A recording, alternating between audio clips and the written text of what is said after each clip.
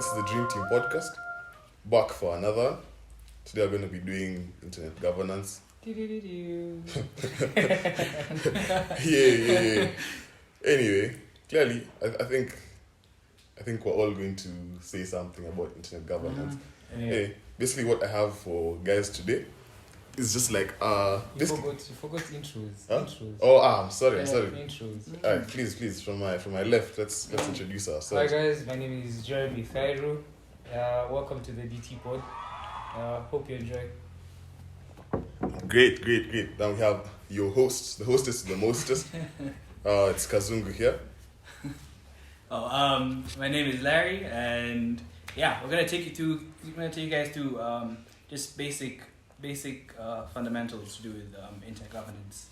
Hope you guys do enjoy the content. Yeah. Great. I mean, it would be like really weird to talk about the internet or internet governance without like discussing how the internet came up, like from the get-go. So basically, is there anyone who knows? Hey, bro. Yeah. Anyway, The answer, baby. yeah. So first of all, I have to give a big shout out to the Waveform podcast. This is Marquez and KBHD and the whole set of the studio, because they did like a lot of research on internet governance as well. So basically, what I'm talk about today is like where did it come from and what does internet governance look like. So basically, the internet, how it started as a research project, obviously in the US, because US does everything internet-like. So basically, imagine you're in the US, you're in USC, University of California, and the guys in the hey, sir, you're in University of Southern California, USC, and then the guys who are obviously guys are in Penn State, in Pennsylvania, guys are in New York, guys are Harvard and everything. So basically, this is early days, 80s, and then you have your own. By that time, the computers had been made. So you have a computer in USC, then you have someone else in Penn State, and you want resources from the computer in USC. So basically, what do? Like, you need to have access to the computer in USC without going all the way there. So basically, this is how the idea of the internet started. So it started as something called the ARPANET, like ARPANET. So that basically was Advanced Research Projects Agency Network. So the purpose was basically to just allow different universities to communicate or connect the computer. It's like time sharing, like remote desktoping. You know how you can be here on this laptop, but you've logged onto someone else's laptop. You like someone who's in Mombasa or something. So that's basically how it started. So you know what you need to. It just started like that research project. US early 80s. It's just guys researching, just researchers, students, like obviously like top level students. It wasn't going to be like someone who's doing like so I doing BCom. These are guys who are doing like proper things like maths, statistics and the like. So anyway, how do you do this? Basically, you need an IP address. I guess IP address, like we all know, it's just like it's like an address, but now for your laptop. Like here right now, in a disclosed location. But this is our address. This is where the DT is. This is where we're housed. Basically, this would be our IP address. And like if you wanted to speak to someone else in the DT, like let's say Seda, who's in Madaraka, he would need an IP address. Shout out Seda. So yeah, shout out to Seda. So basically, how does this happen? And this is just the ARPANET as we've like talked about it. So we need every computer to get an IP address so that they can be able to communicate. So how do we do this? At the USC, University of Southern California, there's one guy called John Postel. So basically, if you wanted to be on this internet at that time called the ARPANET, you had to like call John Postel or email him. Connection. Could I membership fees? Connection. He's the plug. So basically, you had to make sure like you can like reach out to him, email him. Okay, obviously you couldn't email him because it was like early days, but write a letter and the like. So when you call John, you tell John, hey, by the way, I have this laptop, I have this desktop in my university. I need an IP address for it, and also the IP address for you at USC because I need some resources from you. So I need that to be able like to time share. So basically now this is John. He just had like a big spreadsheet. So on this spreadsheet now, he would write down your IP address, give it to you like, okay, this is your IP address. Just type this in your computer, and then like he would link now with his IP address in USC. So basically, this one man, John Postel, basically became he was the guy. He was himself. He was basically the internet, and this is how. And basically, that time it was just numbers. You get IP addresses were just basically numbers, and obviously humans don't think in terms of numbers. Exactly. So it became necessary for them to like make that into words. So how does this happen? And also, as more people also joined into the internet, before it's just like guys in uni and everything, but now more people wanted to join. Like me and you, if I had a computer and I had like a landline, because that time it was dial-up. So like you have to have like a landline, because the landline was linked to the computer more or less. So basically, how do we sort out this problem? IP address is in binary. Like we can't remember till your IP address was 01100. Actually, I need to get some information from Jeremy's computer, and then it's just numbers. I can't work with that. So what do I need? I need the domain name system. So basically, smart guys in the US, some guy called Paul Macapetris came up with the idea of the DNS, the domain name system. Right. So basically, it translates. Instead of being given like a number, you're given the the name. You get and basically the domain name system started like top level domains. So basically, this is like at the beginning it was .com, which is basically everything. .org because it was government organizations, or .gov, .edu, .net. So those were the top level domains. They're basically called generic top level domains. Then there's sponsored top level domains, country code domains like .ke, .tv, .us. Basically that's how it started. So now we have top level domains, but then like now to explain how that whole system works, if I have like a computer, like here I have my computer and I want to look at Facebook. I've not been on Facebook for a while. So basically I would go into my browser and my browser has like a cache of IP addresses. So I'd, like when I write Facebook, it just like, because I write the actual facebook.com, then the browser looks for the actual IP address because now computers thinking in like binary. So if I've not been on Facebook for a while, that cache that has been on my browser has disappeared, like it's been cleared. So what the browser does, it would ask your OS, like if this was like Mac, it asks the operating system, hey, where's this IP address this guy wants to log on to? Facebook. But if also the OS because it also clears the cache, if it's not there, it goes to your internet service provider, like Safcom, Uzuku and everything. And this is known like as a recursive server. So this recursive server now asks like other ISPs or the broader like internet structure, the spectrum. Asks them, hey, do you know this IP address? And then it does that until so it basically bounces off. From now the ISP, because here on my laptop, the OS, everything, Haiko. So now it goes now to the ISP, and then the ISP now starts bouncing it off, asking other people for that. Then that's how I end up getting into that actual domain name, that facebook.com. I open it, I do my thing.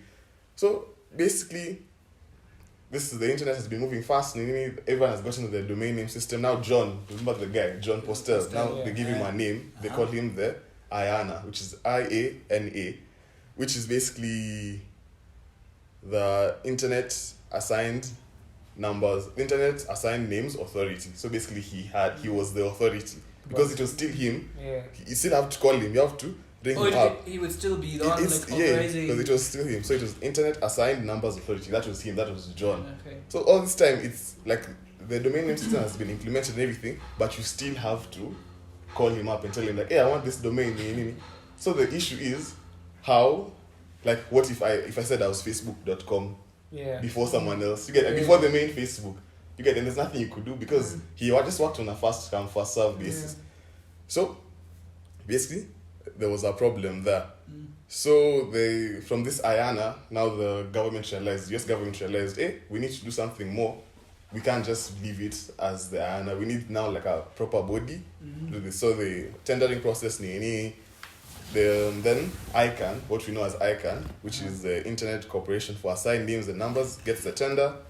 Now they move away from John being the person, and right now it's not a spreadsheet. Now they make a proper like structure for controlling these domain names. So they create now ICANN, which we know today because ICANN is the Internet Corporation for Assigned Names and Numbers. They create the rules for regulation, they maintain records, and then now they assign registrars to help them like register your domain name. So like things like GoDaddy, if you've registered like a domain name, GoDaddy is one of the biggest. Like if you want to buy like a domain name, you go GoDaddy, you go Google Domains, so there's name.com. So these people we interact with them all the time when we want to like set up a website, set up a domain name. So then they handle the payments and everything like that. Basically they act as a broker. But then there are people who actually own the domain name, the top level domain name, which is that dot something. So like if it's a country domain, Kenya would own the dot .ke at the end. Right. And then basically the domain names like can be anything. It can be at the end it can be dot team. So you can have dream.team, that could be a website. It can be dot like motor, like that's the motor, that dot something at the end is the top level domain. And that's what ICANN is trying to regulate. So how we have the registrars who you tell them, I want to get dream.team, that's my website. So they'll tell you like, so you pay this amount, then they also a fee goes to ICANN because ICANN is non-profit. And then now the person who actually owns that half, that .team in dream.team is now the registrar.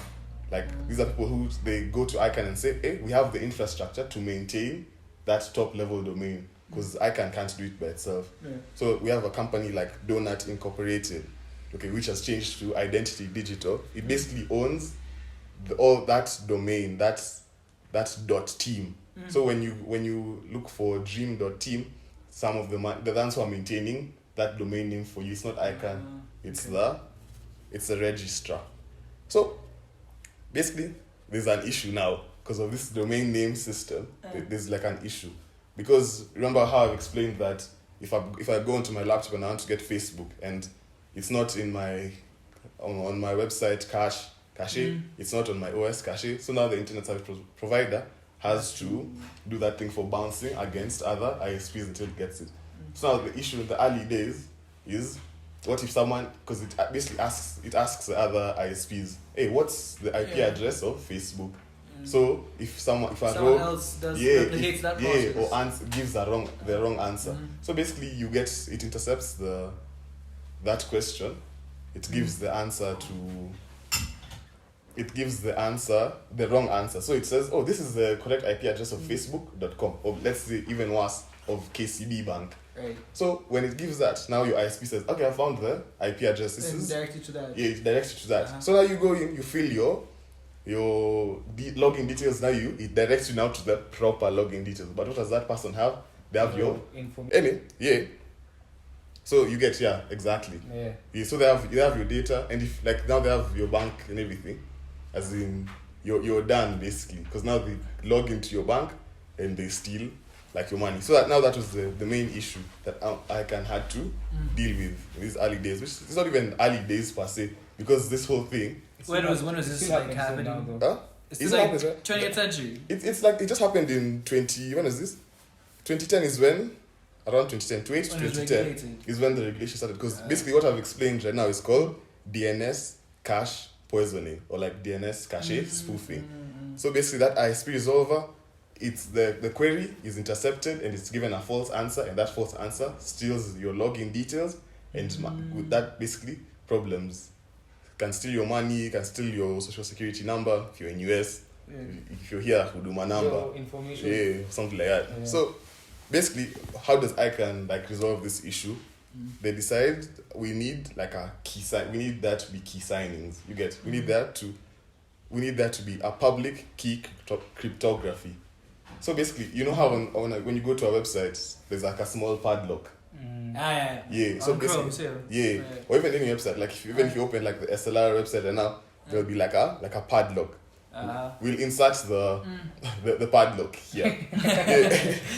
So basically, that's that. So basically, what this happens is like when your ISP is sending the query, it has like a version of the key, which is a public version. You get. Yeah. And then every website has its own private key. You get. So when the query is given to across the ISP interface, so there's a public key that everyone can see that public key because it's a. So basically, we're back. Basically, we've seen the issue here is we have the DNS cache poisoning. Your question is intercepted before that, and you're given like a rogue answer. So what's the solution? ICANN says we need every website has to have their own private key, so that when your ISP sends out that query using its own public key, the only way you'll be able to give them the answer is if the public key and the private key like meet.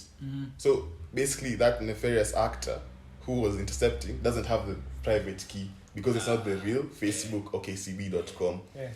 So basically, that's how the ICANN dealt with. It's just basically the problem. Is it like the like an OTP kind of thing, one-time password? It's Similar, right? Yeah, it's similar to that because you have to. It's because the OTP is sent to you when you want to log in. Yeah, basically. Because now when you ask that public question, it's like the public key. It's like you're requesting that OTP. Then the only person who has the OTP is the person who has the legit website. Because I can make sure when you're registering a domain name, you have to make sure it's signed.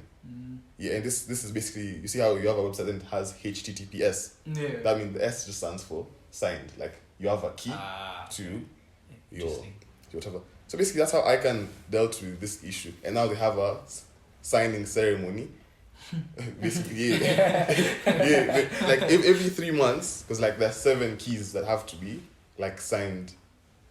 So they have to sign, because you see now us guys have we have the public key when we're asking that question, and every website has its own private key.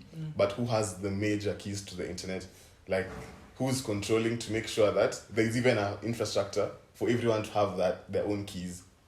It's ICANN who has this. So to make sure the keys that they update the keys like every 3 months. So every 3 months there's a key signing ceremony, and there are 7 people across the world, obviously data scientists and everything, who have these 7 keys, everyone individual, and they do a key signing ceremony every 3 months. They either do it in California, of course, or where's the other place? Virginia. Or Virginia. It's all in the US. It's either they have it in LA, somewhere in LA, or in Culpeper, Virginia. It's like a proper ceremony or something, huh? It's like a legit ceremony. Like you go into this like secure building. Shout out once again to nuclear codes. Yeah. Imagine it's not even a joke. Like it's basically like nuclear codes, because you can't record on the way to the. You're moving like James Bond. Yeah, it's crazy. It's smart. Because you get to that place, and you can't record on the way there. Then to enter like that secure location, you have to like do like iris checks and everything. And then how they do the key signing ceremony is that 2 safes, and then they build a laptop from scratch. You guys have seen those PCs that people build for themselves with their own SD card, their own fans. So it's like some old laptop, those thick laptops. So they build the laptop themselves. They put in an SD card. They load the OS from like a floppy disk. They put it on, and even the like power and everything is like situated in that location, so you can't intercept it or anything like that. Like it's secure, just to make sure that all these keys that people are using are legit, because basically the internet for the most part it runs on trust. So if they didn't have that keys, how would you even want to log into your bank online if you know that when my ISP does the thing requesting the KCB website, someone will just come in Giada, and then like you're done. You had your money, like the us guys have tunes right now in the bank account, like millions. It's crazy. Yeah. So basically that's like, I think I've laid the foundation. Basically that internet started as the ARPANET to just basically guys research. Now everyone has internet. big shout out to John Postel for being the IANA. The goat. Yeah. Right now, at least basically now ICANN controls everything, top level domains, everything like that. So that's it. That's like what I had to tell you guys. ICANN basically sets up the infrastructure, make sure everything is safe, make sure your keys are there. So if you've not gotten anything from here, just remember that small padlock on you see it on your browser. Yeah, just means you're secure. And the S is for signing. S for sign. Yeah. So that's it. That's all I have to say about ICANN. Cool. So, welcome to the next segment. So for me, I'd like to take you through the Internet Governance Forum. So we've already have a foundation of the internet, how it works, who controls it. So now we delve into governance. How do you regulate the internet? So we're going to talk about the Internet Governance Forum. This is a organization, not really, like an organization that was founded in 2006 by the United Nations Secretary General as a result of the World Summit on the Information Society, WSIS. So the first summit to take place happened in Geneva, Switzerland in 2003, and then later on in 2005 it took place in Tunisia, and this is where the participating countries to that summit agreed to create a forum for multi-stakeholders to dialogue on issues related to internet governance. Is Kenya a participant there? Yes, it is. US? Yeah, of course. Oh, okay. You have to ask. So the first forum meeting was held in Athens, Greece, in 2006. So since then, the IGF has been held annually in different parts of the world. So this is with the aim to bring together stakeholders from different sectors to discuss issues related to the governance of the internet. So the IGF is hosted by different nations every year, and they have multiple themes and topics that are covered in each meeting, and they are determined through consultations.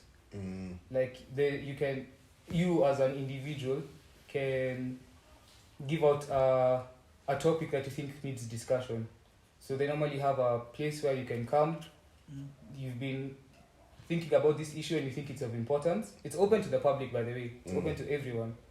So you can just put in your idea, and most of the time there'll be deliberations, and they'll discuss and say, hey, by the way, this needs to be discussed upon, and it will be a topic for that year's meeting. So the meetings once a year. Yeah, they happen once a year, every year, but in different locations. Yeah. So now, like all those ideas you have, like are they like limited money? Like as long as it's a good idea and those guys take it out, then it's so long as you feel it's an issue that needs to be discussed about the internet. And once you've submitted your issue, it's like it's discussed by guys, and then they see whether they have to tackle it during the forum. Yeah. And then like what's the effect? Like do they make is it like recommendations? So for them it's not it's binding.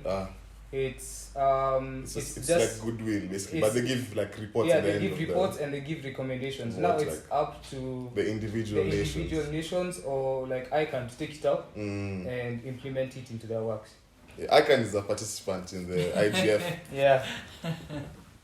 So it's a unique platform that actually promotes dialogue and collaboration amongst the stakeholders and issues related to the governance. And it's become a very important player in the digital governance landscape. So next, so what I was saying, the IGF is non-binding. It's just an exchange of ideas. It doesn't have any decision-making authority. However, it serves as an important space for stakeholders to share their perspectives and collaborate on ways to address certain issues. Yeah. So it's like, okay, there I'm getting it. It's like a UN sort of, like a UN kind of thing for now internet governance. It was established by the UN, but over the years it's become like its own independent.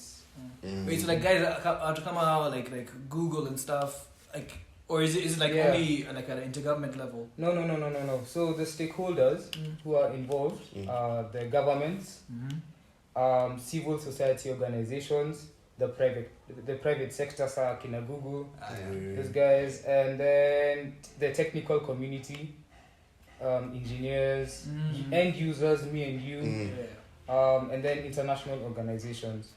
So for the government, so anyone can attend these, like anyone can attend, and then now, thank COVID, thank COVID. It used to be like you have to be in person, like a physical meeting. But now, due to the restriction that we had during COVID, you can now attend it virtually, or you can be there physically. Alright. Yeah. So for the government, they're there because they play a crucial role in shaping policies related to the internet in their area, their sovereign area. So issues cybersecurity, digital privacy, freedom of expression, they're able to express yourself, all that is government. Yeah, so civil society organizations like NGOs, guys who deal with human rights, academic institutions, groups that represent public interest are also needed to give some input into what needs to be done in relation to the internet. So private sectors, now those are the big players, Google, ISPs, Meta. I don't know. Meta. I said Facebook so much, but Meta. Tech companies, social media platforms, and then the tech community, like individuals and organizations that are involved in the technical aspects of the internet, network operators, domain name registers, engineers, and then for the international organizations, these now organizations, United Nations. There's an organization called the International Telecommunication Union, and now other bodies that work with in relation to internet and digital technologies. So the reason why they're all put together is because they all bring different perspectives and interests and priorities related to the internet. So the IGF provides for them a space where they can come together and discuss and collaborate on those issues. So so now we're going to talk about the benefits. What's the benefit of this forum? So first is multi-stakeholder participation. So it brings together stakeholders from different sectors and different countries. So cultures, way of life, everything. Everyone, you get to experience what's going on in other parts of the world. So that ensures that a wide range of perspectives and expertise is represented in the discussions. So the next one is openness and transparency. So it's an open forum that allows for transparency in discussions. This openness, as you had spoken about it, the internet is all about trust. So this openness fosters trust and accountability amongst stakeholders, and then it helps promote a more collaborative and inclusive approach to internet governance. So and then the other thing is that it's not non-binding in nature. So whatever is discussed doesn't hold down the participants. It's like soft law. It's like soft law. So it's not legally binding. The recommendations are not like you have concrete. It's not concrete. So you go back to your country or your organization. You think, hey, is this really good? Is this good? Do I need to do it? Do I not need to do it? It's up to you. So it provides stakeholders to share their views and exchange ideas on how to govern it in that aspect. The other thing is flexibility and adaptability.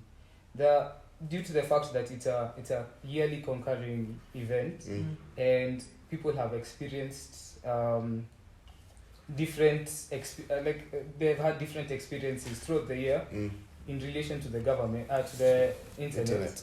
The IGF is able to adapt to changing trends and issues in the digital space. It can address emerging issues, trends in real time, providing a platform for stakeholders to share their information and collaborate on solutions.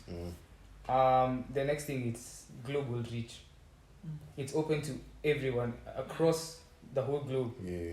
You're not going to be shut out because you're from this part of the world or this. Yeah. So it's open to everyone. So it helps in diversifying the perspectives and experiences. Yeah. So overall, the IGF is an important platform for promoting dialogue and collaboration, and due to its multi-stakeholder approach, openness and flexibility make it a valuable space for promoting a more inclusive and collaborating approach in shaping the future of the internet. So I'd like to talk about the IFG 2022. So this was the 17th annual meeting. So it was the first one to be hosted in a hybrid format, where the meeting could be on-site or virtual. It was hosted in Addis Ababa. Shout out Africa, shout out Addis Ababa. Wait, so during COVID times, like, did they like skip the meetings? No, they had the forum still. But it was now fully online. It was fully online. So this is now the first one? This is the first hybrid one. Yeah, okay. Yeah, it was the first hybrid one. So it allowed for participation in an equitable manner. Because now it didn't have to constrain you to be there. Yeah, so it could be in your living room. Yeah.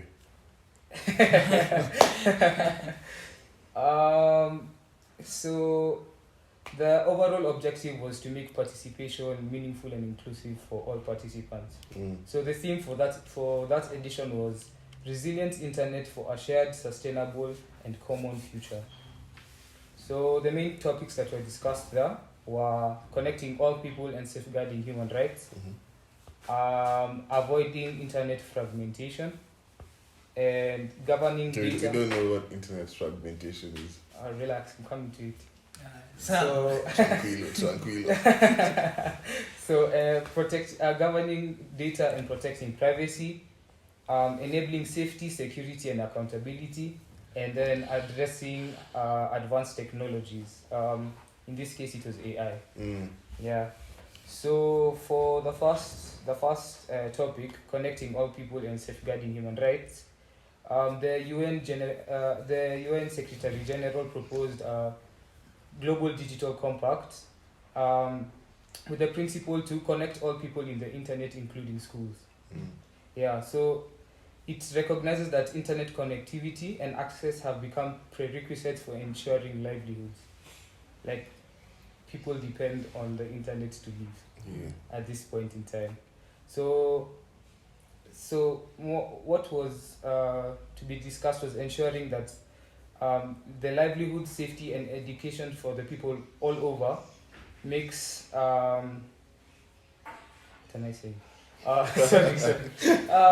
recognizes that internet connectivity and access to the internet is essential world over, and that internet in schools provide crucial points to access and make information resources available to all people, because they work in the feeling that schools are main like resource centers.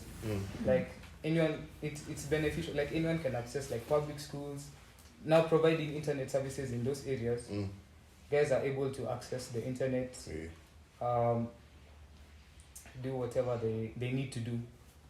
Yeah. So meaningful access at the same time is essential for safeguarding of human rights online. So access that contributes to the well-being of societies must have human rights at its center. Yeah. So the next is avoiding internet fragmentation. Here they say that the risk of fragmentation is real and it's mounting, particularly internet fragmentation. Fragmentation is where there are like clicks on the internet, like big hitters that restrict certain accesses to the internet. Internet should be widespread. It should be free for. Like an example. We need like an example of. Like open internet. There are some states or some regions where the internet is restricted. There's some things you can't search on. There are some things you can't do. There is propaganda that's spread through the internet that is channeled just directly to you. So that's fragmentation. Removing the whole picture and giving you what I need you to see. Okay. Yeah. This things happen. See, I think in Tanzania, this thing for like, let's say during an election, like you can only access like certain kind of websites. Yeah. Is that it? Exactly. Okay. For Nigeria.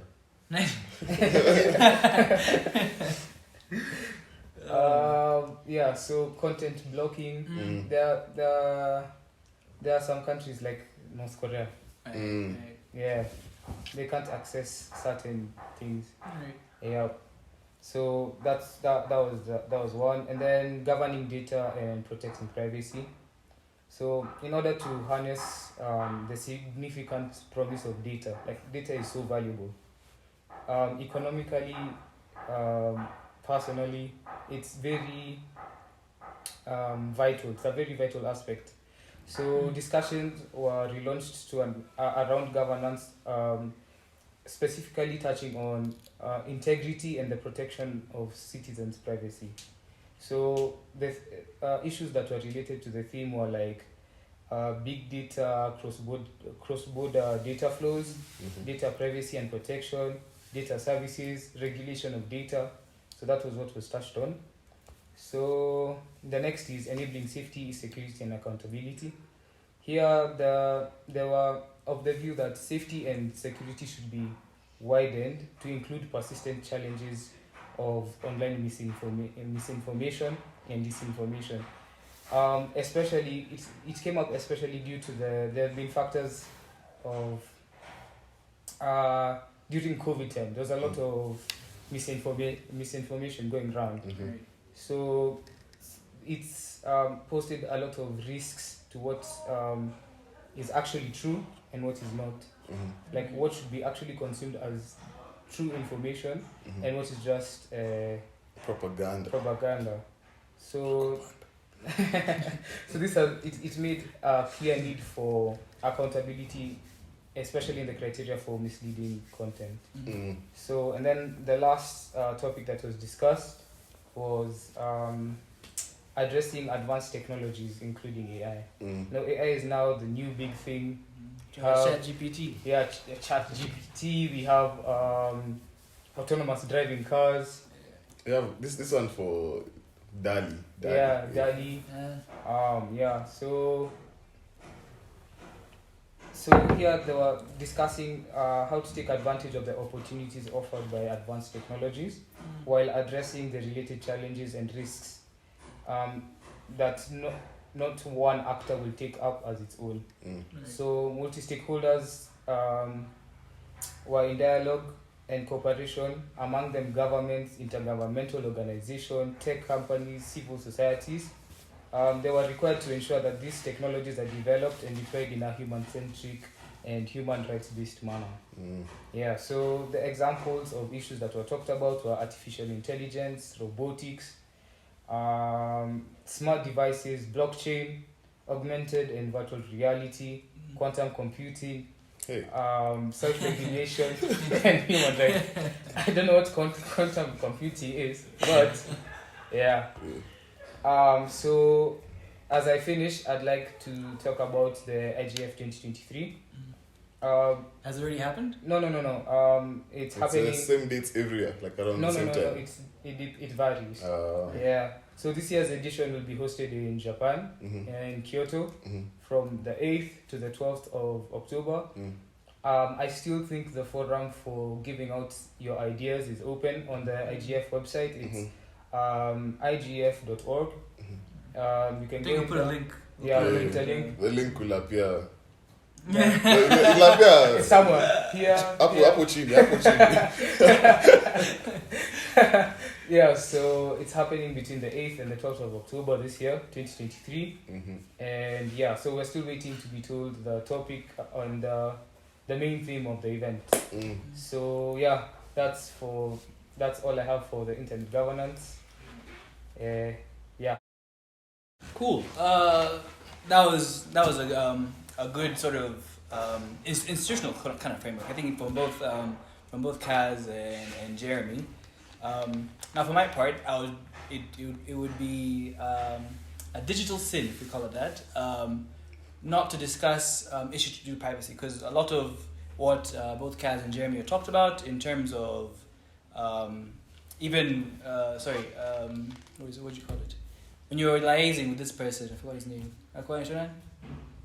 Oh, the guy for the Ayana. Yeah. Yeah. No, Mr. Postel. Please. No, even when you're recording data, there's these days there's certain rules and regulations you have to follow for you not to be found in breach of certain conditions. I think it's all the same thing that would also be discussed in any sort of like IGF kind of forum. And so to bring it back to Kenya, because we've talked a lot about like international bodies, intergovernmental bodies, but it'll be amiss if we don't talk about like a Kenyan aspect to it. And I think it would be good if we went through the Data Protection Act. Yeah, it came into force in 2019. It's still relatively new because I think it was just Juicy too. Was when they. Juicy. Yeah. Okay. 2022 is when they closed the window for registration for both data controllers and data processors. Yeah. Now, when you say they closed the window, does that mean like new people can't register to be data? No. Okay. See, before these processors and controllers. They weren't registered at all. Like there's no sort of like registry. But now the ODPC, Office of the Data Protection Commissioner, basically gave a timeline. It was around like a 9-month window for people who are already in the space. People who are already there. Like you have your now your Safaricom's, your big companies, whatever it is. Even small companies, by the way, you have to register either. As long as you handle some form of data, you have to register either as a controller or a processor. Yeah, but I'll get to the specifics of who they are. Like I said, now going forward, like if you are new, you're entering to the market like fresh. I guess you have to go through the new act. So that was for guys in the past. So now if before you like set up everything, you have to conform with all those other like legalities. Okay, it is like kind of like to remove you from the path now to go. All of us are in the same space. I get. Nice. Yeah. So yeah, interestingly, even in Africa itself, let's forget the more developed countries. In Africa itself, we don't have a lot of countries who have like comprehensive data protection regulations. I think it's South Africa, Nigeria, Kenya as well. Nigeria. You'll be surprised. Nigeria have a NPDR. It's just banter. Yeah. No bad luck. No, I guess my brothers.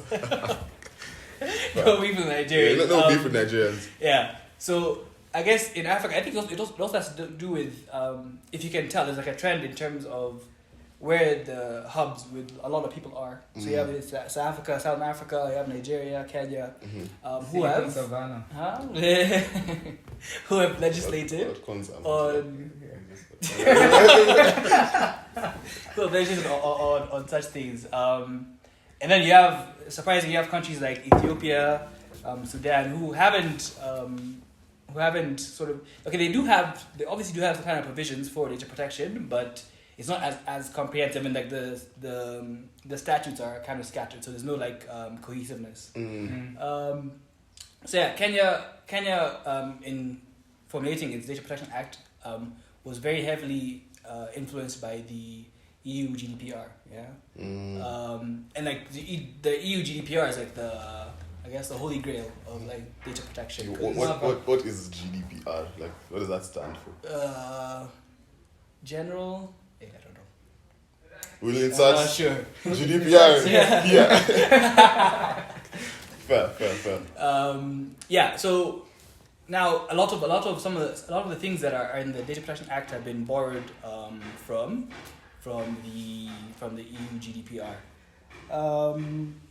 Because what you find is at least the EU GDPR is comprehensive. Like it covers all the countries in Europe. Whereas in Africa, we have problems in terms of like centrality. Like there's no like central law. So laws that would apply to Kenya are laws that would apply to Nigeria. Like for instance, even in terms of categorizing what personal data is, Nigerians. I know Nigeria's differs a bit to Kenya's.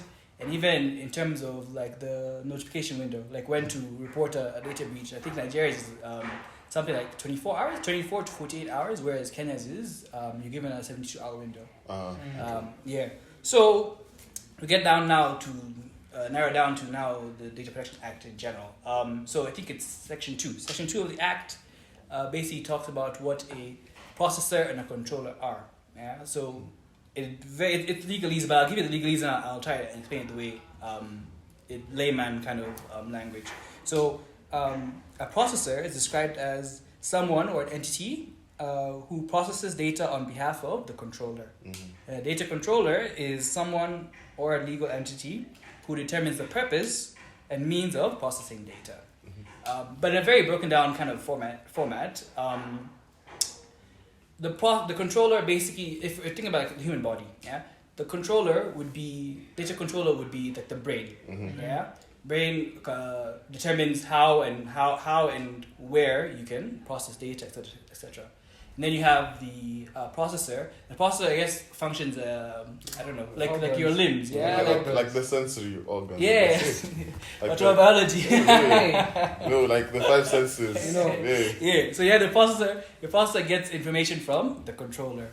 And so there's that kind of relationship. And so what has happened over, I think even with the registration thing, is you find more often than not a company or whatever entity would register both as a processor and as a controller and as a processor as well. I guess it's also just to avoid problems with law. So basically, the processor is the person who like first interacts with the data. Like let's say like. Okay, you know how you can go to like an office and then they ask you for your ID and everything. Yeah. So that's like you've taken some of my data. You have my name, you have my ID, date of birth and everything. Yeah. So by taking that data, are you the data processor, or you're just the data controller? No, you're a data controller because the data controller you've just taken the information. You haven't processed what that information is supposed to mean or what like how it's going to be aggregated in terms of like patterns, blah blah. That's not the processor's job. Yeah. So where was I? Oh yeah, right. Those are like the two distinctions. And now kind of going back to even what I was talking about in terms of Africa not having a uniform law. And then even during my time at A&K, we worked for a client who was for reasons that I can't disclose, who was looking to reform some of their reform their policies to be like data compliant. But the problem that they're having, especially in Africa, is those like different categorizations of like a processor, a controller, and like the different rules that apply to different jurisdictions. I can imagine it could be like very confusing. Yeah. Someone who doesn't, they're just thinking like, hey, all I'm doing is just. First of all, I didn't even think this was like sensitive data to begin with. And I can see like wow how it would be. Yeah. Like difficult.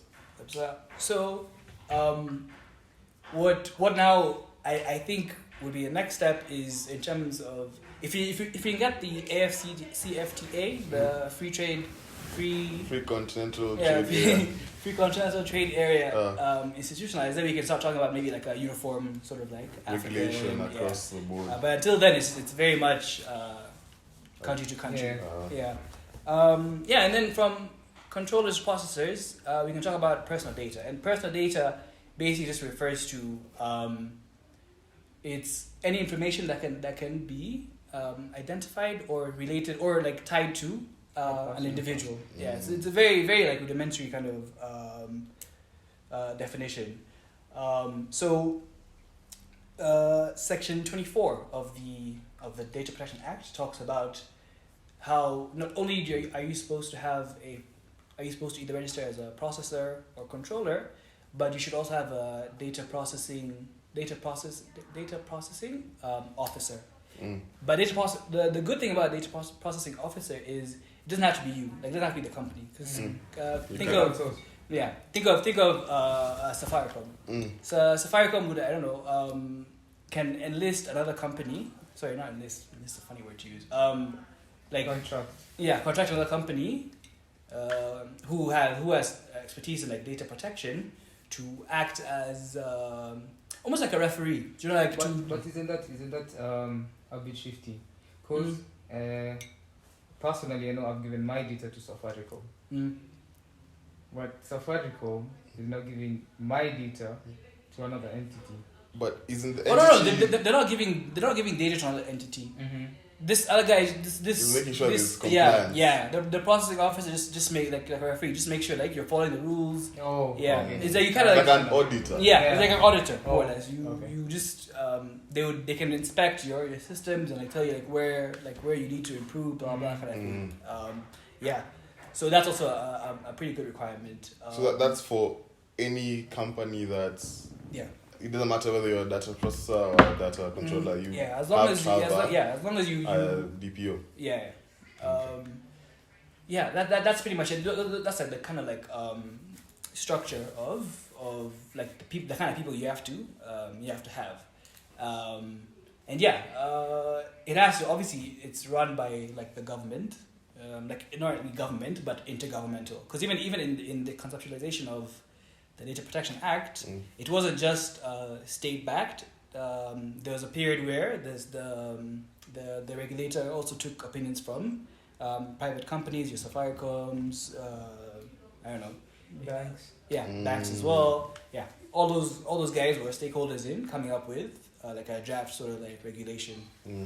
So now we go a bit narrower to now the data subject. Yeah, data subject would be you people, like the person whose data they're getting it from.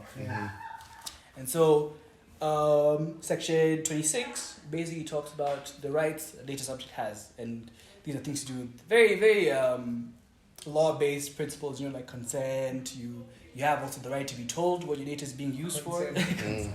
Consent. Consent is important, always. I do not against that. It's very serious with the consent. Right. So you have your consent. That's number one primary rule is of any internet governance kind of thing is for you to handle my data, I have to have consented to giving the data. There's exceptions to these rules, but like that I'll talk about that a bit later. You have to have consent. From the data subject. You must have told the data subject what you're using the information for.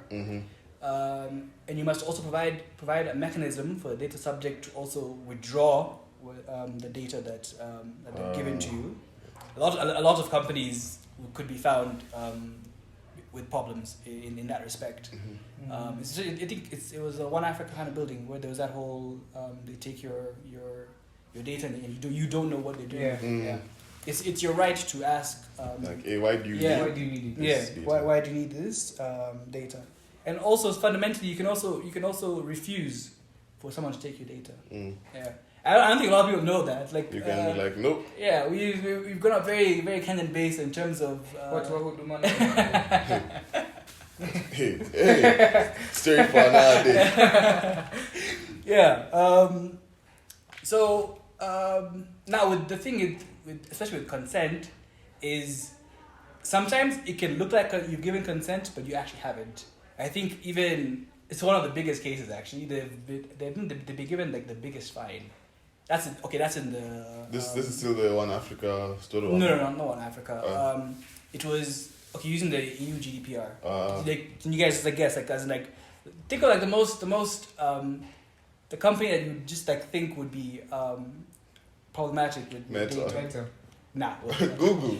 Actually, Meta I think was second because Meta had theirs was like $438 million fine from the EU. But the one I'm talking about is Amazon. Amazon were fined, I think it was $738 million.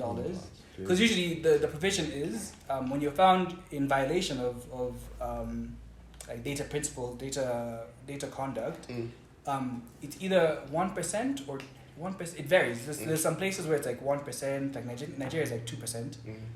But the EU GDPR, I think it's like 3% of your annual turnover. That's a lot. That's crazy. Yeah. For Amazon. Yeah. So they were fined, and this is because their form of consent, like you're giving consent, but it's more like you're forced. Because you know how like when you open a site, it brings up the cookie thing. Cookies. Yeah, and it's almost like it feels like without you accepting the cookies, you can't access the site. Yeah. So that sort of like consent was ruled to be like in violation. Although we don't know like the entire case. That's just like the little crumbs that we've been fed from the GDPR sort of thing. But it was a very like closed off kind of hearing and everything. Yeah. And in Kenya, tuachi nyuma. Kenya, we also have we've gotten the first victim as well of violating what's it called? Violating these regulations is Oppo. Let me just read. So Oppo actually was given the highest fine in Kenya's jurisdiction, which was 5 million Kenya shillings. Is it the only company to have been found in breach? Okay, so far. That is so far. Anyway. Yeah. Because like okay, the DPA, came into force. I think it was October. October of 2022.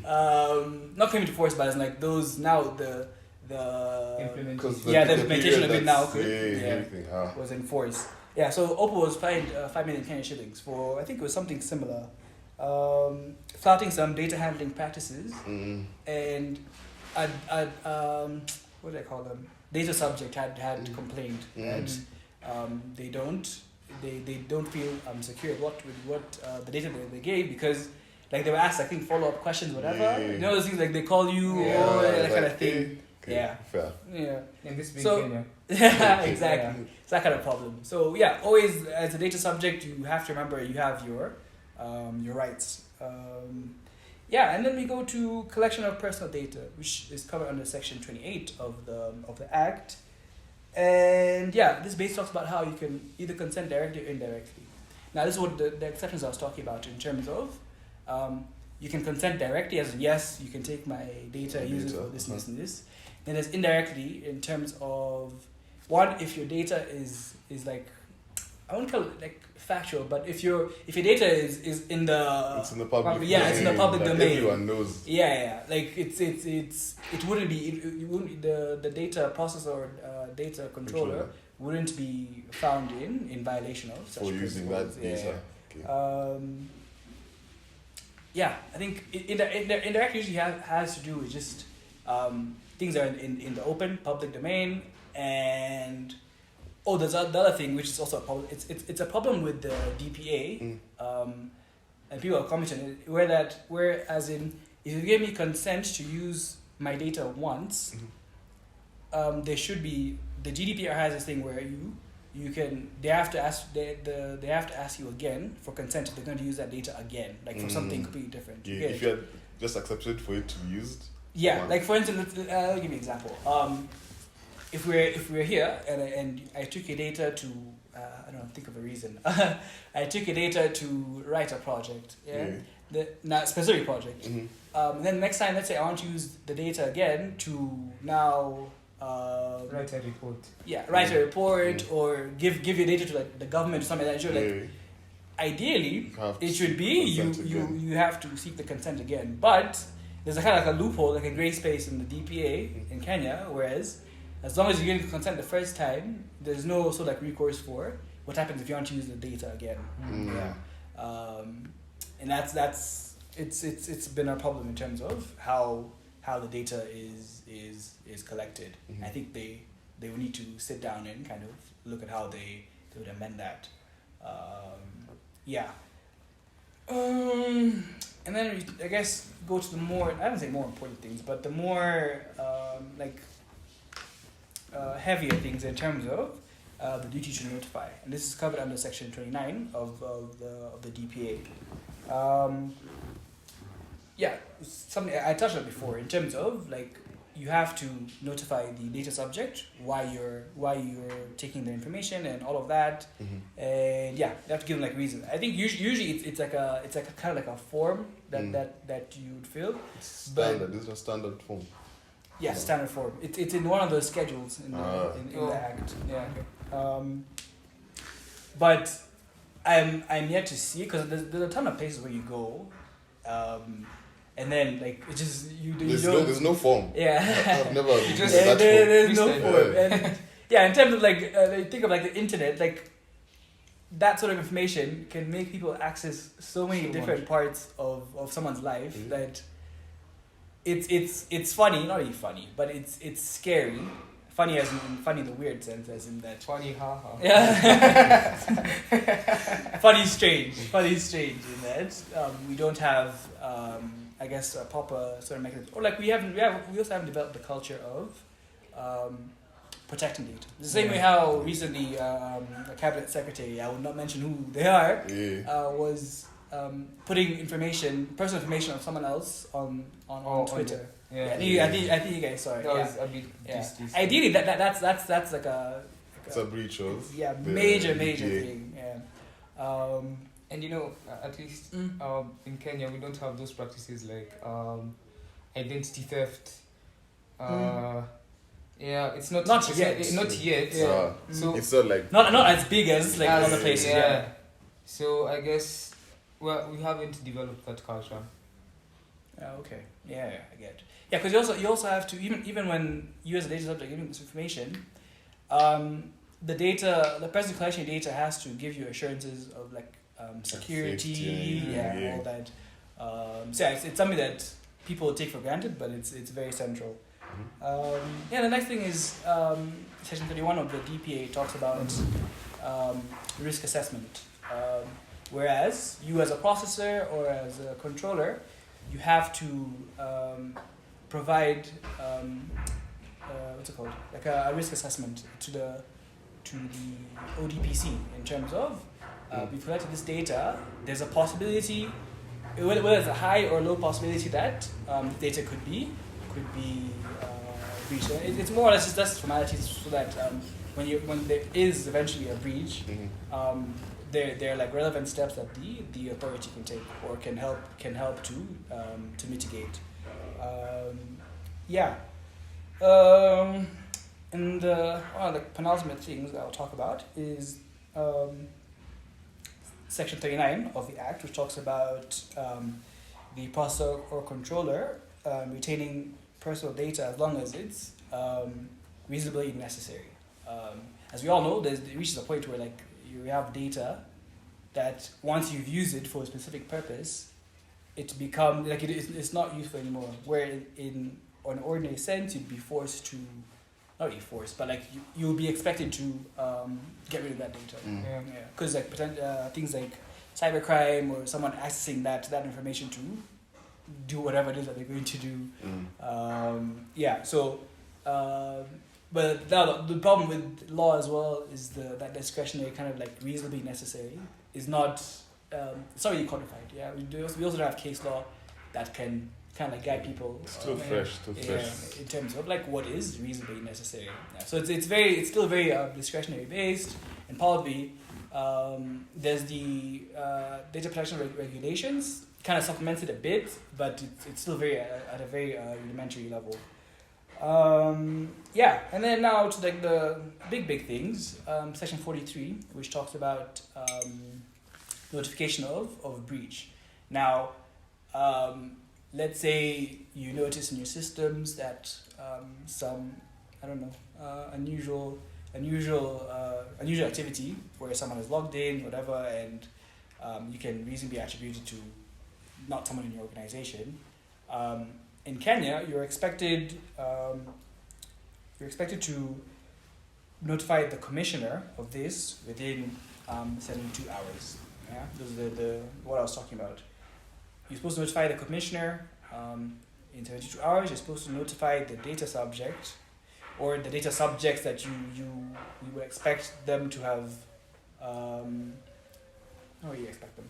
data subject that you collected information from. Yeah, let's say like there's the three of us, someone collected data from us. The data processor and controller will be expected to communicate to all three of us within 48 hours that there's been a breach and information has been accessed, whatever.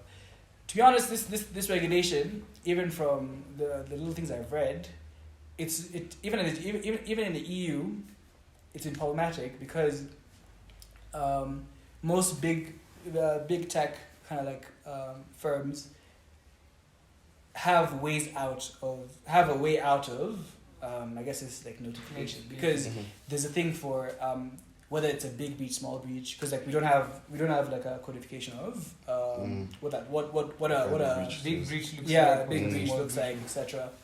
So most big tech companies, what they do is they say that it's like they rule that as an administrative kind of fault, because they thought out internally the data hasn't like been breached, like it hasn't like crossed like a what do you call it, like a median. It's not an issue yet. Yeah, like we're handling it. It's okay. It's just like a what people call technical issue. Yeah, technical issues, that kind of thing. Yeah. So there's no one as of yet who has been found in violation of not notifying the ODPC, or for instance in like the EU the commissioner. Yeah. So in general, I think even in terms of governance of the internet, I think Kenya we're on the right track, but there's still a lot to be done from what I've kind of highlighted in terms of like the ambiguities in the act, and how different people have, what do I call it? How do people understand their rights and obligations within the act? And so I guess as a parting shot to our viewers and listeners as well is that basically try and help yourself to not be found in violation of some of these data protection principles and guidelines is if you do own a website or you own some kind of medium that collects data, the first thing to do is to make sure that you have like a branded compliance sort of policy on your website. So like something that your customers, clients, or people who interact with that medium can understand in terms of how what data that's been collected is being used for, etc. It also helps to convince the authorities like the ODPC that you're data compliant and you followed all these rules and regulations. The next thing is that visitors should be able to see a consent banner, like the cookie thing, but it should be in a way that it doesn't want, because I think I can't remember the case. There was a case where what was it? Okay, I can't remember the specifics, but the fact that like the consent kind of thing would be the cookie acceptance thing would be like across the whole screen, makes it look like if you don't accept. That sort of thing. So it has to be sort of like not conspicuous, but also has to be visible enough for the person to understand what undertakings they're making. I think that's web developers and all that. It's something that can be done. And then the last thing for our viewers and listeners is that you also need to be aware of what do we call them? How the web interface you're using, how it handles compliance. Yeah, because you have some websites that are third party sort of, as like you're not if I educated the website, I am not the primary sort of, what do you call it? I'm not the primary person who accesses that medium. Let me give you an example. You see how usually when you click on these what they call content creators, but they have these like link tree sort of like links. Yeah, the link tree isn't their website. Like not to say like their website. It's a medium where like directs you to like another platform. Yeah. So you have to be aware of what data compliance procedures they have, so that you're not found in breach of something that they would do. Yeah. And that's pretty much it. I think in terms of, I had other things to talk about, but they're very heavily based on registration, and registration kind of has been closed, if we call it that. So yeah, essentially in Kenya, everyone has to register, because they do give, I think it's in the second schedule, they do give exceptions to people who may not necessarily do anything with the data. People who legal entities that may not be eligible to register, but then that it's kind of like discounted by, I think there's another section I'm forgetting where they say that as long as you're a company or a legal entity that handles more than 10 employees or kitu here, it means like you have to register. So that's basically everyone, more or less. Yeah, that's pretty much it. I hope guys have learned a lot from this discussion, and yeah, we can talk in the comments if you have a question. And yeah, this has been the DT podcast. Yeah. Great.